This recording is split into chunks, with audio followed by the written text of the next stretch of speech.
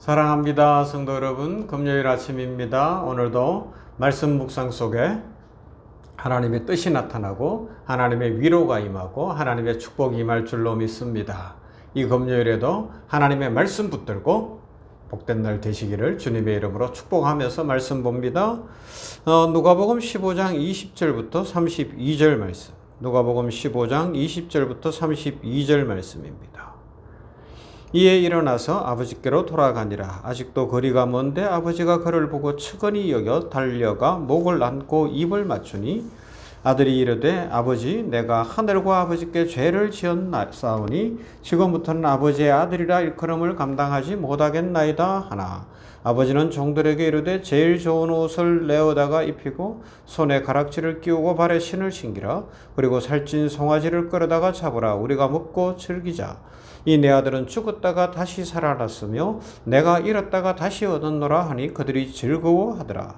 맏아들은 밭에 있다가 돌아와 집에 가까이 왔을 때 풍악과 춤추는 소리를 듣고 한 종을 불러 이 무슨 일인가 물은데 대답하되 당신의 동생이 돌아왔음에 당신의 아버지가 건강한 그를 다시 맞아들이게 됨으로 인하여 살찐 송아지를 잡았나이다 하니 그가 노하여 들어가고자 하지 아니하거늘 아버지가 나와서 권한대 아버지께 대답하여 이르되 내가 여러 해 아버지를 섬겨 명을 어김이 없거늘 내게는 염소 새끼라도 주어 나와 내 벗으로 즐기게 하신 일이 없더니 아버지의 살림을 창녀들과 함께 삼켜버린 이 아들이 돌아오며 이를 위하여 살찐 송아지를 잡으셨나이다. 아버지가 이르되 예 너는 항상 나와 함께 있으니 내 것이 다 내 것이로되 이 내 동생은 죽었다가 살아났으며 내가 잃었다가 얻었기로 우리가 즐거워하고 기뻐하는 것이 마땅하다 하니라. 아멘. 자, 탕자 비유 마무리해 보십시다. 아버지 사랑입니다. 아버지의 사랑이 얼마나 크냐 이걸 팀 켈러 목사님은 해프다 이렇게 표현했어요. 참 해프다. 남들이 보면 해프게 보일 만큼 아버지는 사랑한다는 거예요. 엄마는 사랑한다는 거예요. 둘째 아들이 돌아옵니다. 어떻게 해요? 아버지가 먼저 달려가는 거예요. 당시에 어른들이 뛰는 것, 저 어릴 때도 어른들은 안 뛰는 분들인 줄 알았어요. 특히 할아버지들은 뛸 줄 모르는 줄 알았다니까요. 항상 이렇게 탁 뒷짐지고 하면서 이렇게 막 천천히 걸었는데 걸음도 팔자걸음으로 막 그러고 다니셨어요. 그게 어른이 해야 되는 것이고 뭐 우리 식으로 양반이 그래야 된다나 어쨌거나 그랬던 거예요. 근데 오늘 성경에 나오는 이 아버지는 둘째 아들이 돌아오는 걸 보고 막 달려가는 거예요. 버선발로 달려가고 맨발로 달려가고 달려가는 거예요. 달려가는 거예요. 그만큼 사랑하고 있는 거죠. 한 사람이 돌아오는 걸 그렇게 좋아하시고 마치 이런 양 한 마리를 찾으니까 막 동료들을 불러다가 잔치하는 것처럼 잃었던 드라크마 하나를 찾으니까 친구들을 모아다가 잔치를 여는 것처럼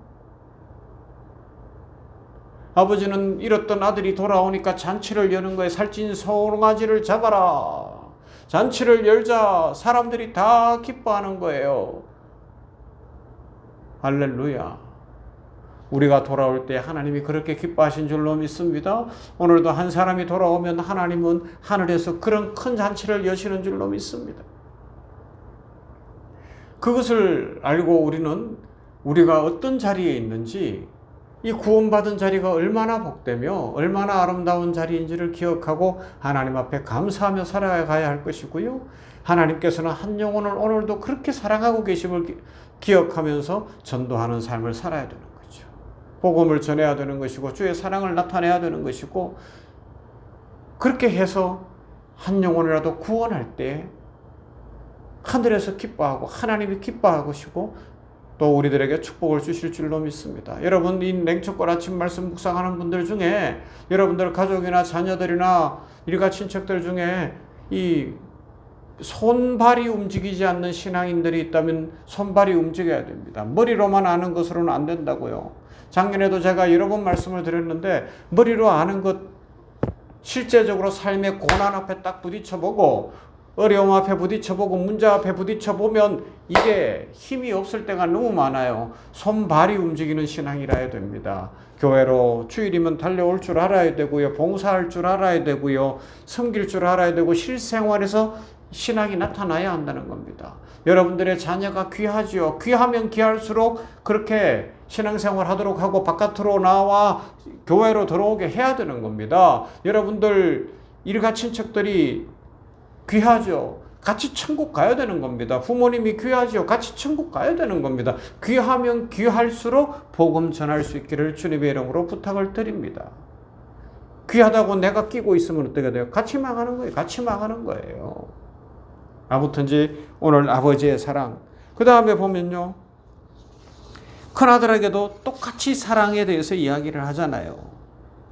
이런 사람, 큰아들 같은 인생은요, 메말라요. 편협한 사람은 인생이 메마릅니다. 이 사람 주변에 누가 있겠어요? 편협한 인생들, 비판하고 평가하기 좋아하는 사람들 주변에 사람 없습니다. 물론 있을 수는 있어요. 어떤 거요? 떡고물이 떨어질 때는 있을 수 있어요. 나한테 이익이 있을 때는 있을 수 있어요. 그러나 진짜 마음을 통하는 그런 관계, 인생이 어떤 거예요? 그죠? 사업하는 사람하고 만나면 사업밖에 할 이야기가 없잖아요. 그런 사람 아무리 많으면 물론 사업을 위해서는 필요하지만 그게 내 인간관계를 이야기해 주는 건 아니잖아요. 친구들이 많으면 만났을 때 별 이야기를 다 할 수도 있고 또 때로는 외롭고 힘들 때 친구들을 불러낼 수도 있어요. 그러나 진짜 사랑하는 사람이 있으면 더 풍성해지겠죠. 이런 편협한 사람은 메마른 인생이 된다는 것을 기억할 수 있기를 바라고요. 내 인생이 메마르면 안 되잖아요.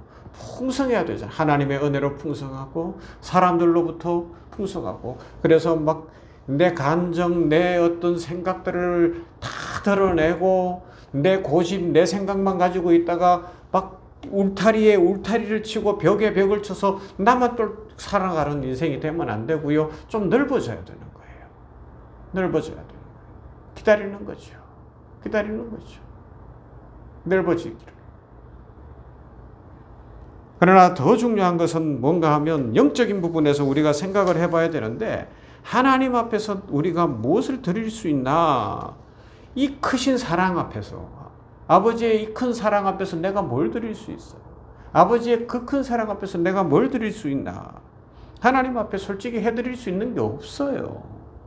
우리가 하나님을 위해서 주님을 위하여 뭐 선교하고 뭐 이런 거 하면 그런 말 잘 쓰는데 조심해야 되는 이야기입니다.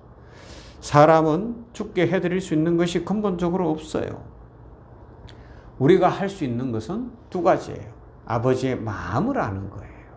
그리고 두 번째는 뭔가 하면 아버지의 자녀다운 거예요. 아버지의 마음을 알고 아버지의 자녀다운 것, 이것이 우리가 마땅히 해야 하는 것입니다. 왜요? 하나님은 사랑이시기 때문에. 무한 사랑으로 우리를 축복하시기 때문에 그렇습니다. 그래서 넉넉해야 됩니다. 무엇에서 넉넉해야 하는가 하면 승부를 할 때 이기려고만 하지 않는 거예요. 경쟁에서 나만 가지려고 하지 않는 거예요. 이익 앞에서 내 것만 챙기려고 하지 않는 거예요.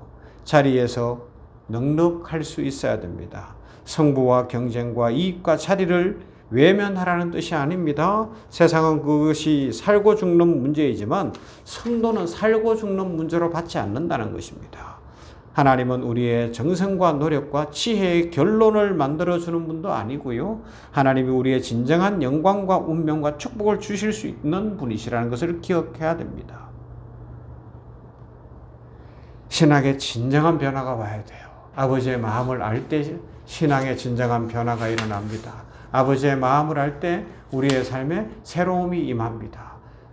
둘째 아들도 사랑하고 맏아들도 사랑하는, 그러나 둘째 아들은 아버지가 살아있는데 자기 마음대로 살려고 하고, 큰아들은 아버지의 마음을 몰라 편협되고 메마른 인생을 살아가는데 아버지는 다 그 풍성한 사랑으로 품어주신다는 것을 기억하고 아버지의 마음을 알고 오늘도 하나님의 풍성하심 속에서 하나님의 영광이 되는 삶을 살아가는 모두가 되기를 주님의 이름으로 축원합니다. 좋으신 아버지 하나님 감사합니다.